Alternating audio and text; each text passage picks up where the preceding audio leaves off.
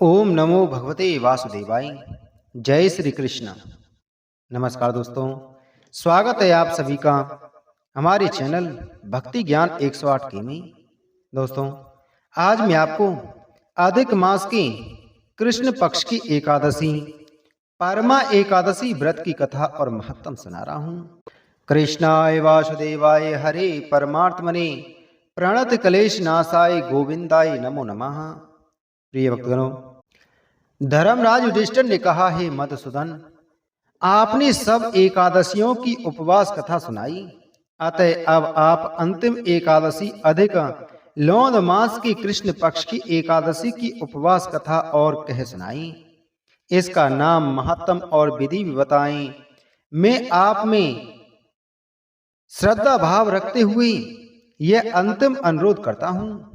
देवकी नंदन ने कहा, हे धर्मराज युधिष्ठिर, मैं भी तुम्हारी श्रद्धा का सम्मान करके इस अंतिम उपवास कथा को अवश्य ही सुनाऊंगा, अतः दत्तचित हो इसका श्रवण करें। देवकी नंदन बोले, हे धर्मराज, यह एकादशी परमा एकादशी कहलाती है। इस परमा एकादशी उपवास के पुण्य प्रभाव से यह लोक में अनेक सुख प्राप्त होते हैं तथा परलोक में विष्णु धाम मिलता है। यह उपवास भी पद्मनी एकादशी के समान पूरा करें।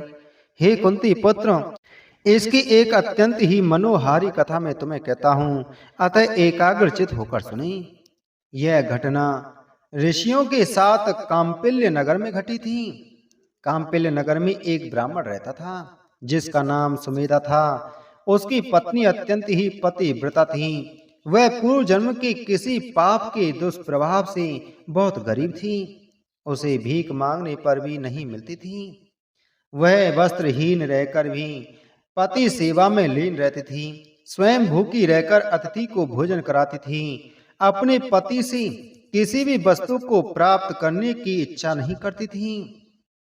एक दिवस अपनी भार्या को अत्यंत कमजोर और दीन अवस्था में देखकर सुमेधा बोला, हे प्रिय, मांगने पर भी मुझे कोई पैसा वाला धन नहीं देता है, क्योंकि पैसे के अभाव में घर की गाड़ी नहीं चल सकती। अतः तुम यदि सहमत हो तो धन कमाने के लिए मैं परदेश जाकर कुछ उद्योग करूं, क्योंकि विद्वानों ने उद्योग की प्रशंसा की है। मुझे अन्य कोई मार्ग नहीं दिखलाई पड़ता। उसकी पत्नी ने अत्यंत ही विनीत स्वर में उत्तर दिया, हे स्वामी, मैं तो आपके चरणों की पुजारिन हूँ। मुझे तो केवल आपकी आज्ञा का अनुसरण करना है। परंतु आप जानते हैं कि मनुष्य को सदैव अपने कर्मों का ही फल मिलता है। सुमेरु पर्वत पर रहते हुए अपने सौभाग्य के बिना कुछ भी नहीं मिलता। पूर्व जन्म में हम जो भी सुख कर्म जैसे अन्न दान, भूमि दान, विद्या दान या वस्तु दान करते हैं, उसी के अनुसार इस जन्म में प्राप्ति होती है। विधाता ने हमारे भाग्य में जो कुछ लिख दिया है, अब वैसा ही होगा। दान न करने वाले को केवल अन्न ही मिलता है। अतः मैं आपसे विनती करती हूँ कि आप यहीं रहकर धन अर्जित करने का प्रयत्न करें, क्योंकि मैं आपका वियोग सहन नहीं कर सकती। पत्नी यदि पति के साथ न रह सकी हो तो इस संसार में भाई बंधु, माता पिता तथा अन्य सभी संबंधी उसकी निंदा करते हैं, जो मैं सहन नहीं कर सकती हूँ।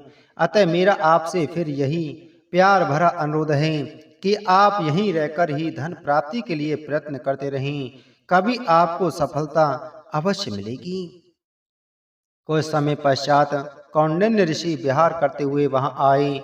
उनको आया देखकर सुमेधा ने पत्नी सहित उन्हें नमन किया और अपने को धन्य माना।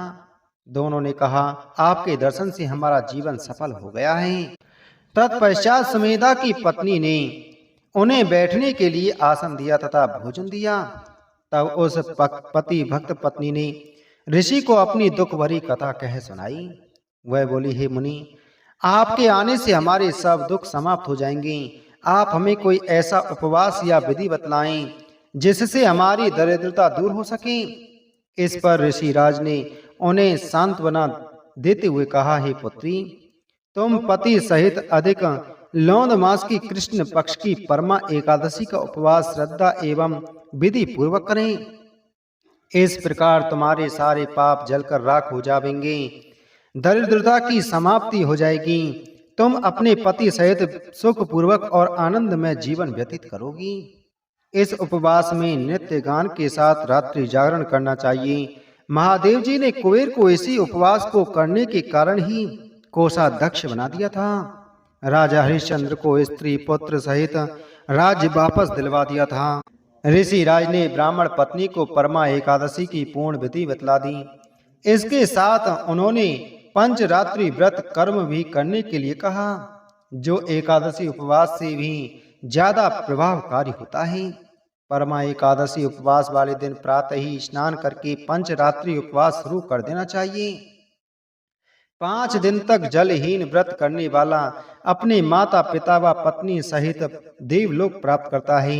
5 दिन तक केवल संध्या काल में ही भोजन करने वाला भी देवलोक जाता है। 5 दिनों तक स्नान करने के बाद ब्राह्मणों को भोजन देने वाला सारे संसार को भोजन देने का पुण्य फल पाता है। उपवास काल में अश्वदान करने वाला त्रिलोक के दान का फल ग्रहण करता है। ब्राह्मण को तिल दान करने वाला तिलों की संख्या के वर्षों के बराबर विष्णु धाम में निवास करता है। घी पात्र दान करने से सूर्यलोक मिलता है। 5 दिनों तक पूर्ण ब्रह्मचारी रहने से देवलोक में अप्सराओं का साहचर्य मिलता है। ऋषि राज बोले, हे ब्राह्मणी, तुम अपने पति के साथ यह उपवास पूरा करोगी तो तुम्हें सिद्धि मिलेगी तथा अंत में देवलोक प्राप्त होगा। कौंडन्य ने ऋषि के निर्देशानुसार उसने पति सहित परमा एकादशी तथा 5 दिनों का उपवास नियम और विधि से पूरा किया। उपवास समाप्ति पर उसने अपने सामने देवलोक से आए हुए राजकुमार को खड़े हुए देखा। उसने ब्राह्मण पति पत्नी को वस्त्राभूषणों और अलंकारों से सुसज्जित कर महल रहने को दिया तथा जीवन यापन के लिए 1 ग्राम भी दिया। वे दोनों पति पत्नी इस लोक में अनंत काल तक सुखों का उपभोग कर अंत में देवलोक को चले गए। देवकी नंदन बोले, ही कुंती पुत्र युधिष्ठिर, परमा एकादशी उपवास को श्रद्धा पूर्वक और नियम तथा विधि से अनुसार करने वाला सारे यज्ञों और तीर्थों का फल पाता है।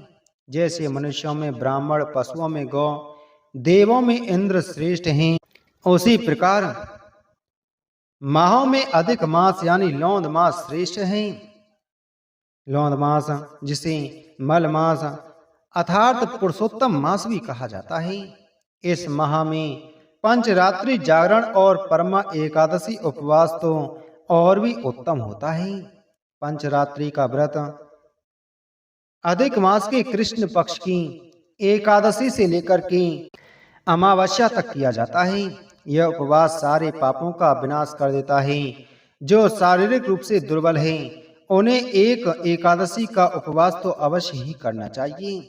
जो जन अधिक मास में नदी स्नान नहीं करते हैं या एकादशी उपवास नहीं करते हैं, उन्हें आत्मघात का दोष लगता है और वे कुयोनि में जाते हैं।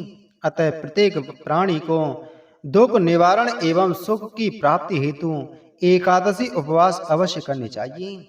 संसार के दुखों से छुटकारा पाने के लिए एकादशी उपवास नियमानुकूल और विधि अनुसार करना ही एकमात्र उपाय है।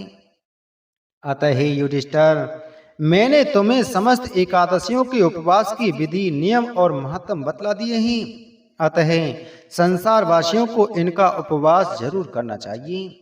अधिक मास, लौंद मास, मल मास अर्थात पुरुषोत्तम मास का उपवास करने वाले को तो इस संसार में अतुल सुखों को भोगकर अंत में परमधाम को यानी मोक्ष जाते हैं। ऐसे प्राणी त्रिलोक में वंदनीय होते हैं।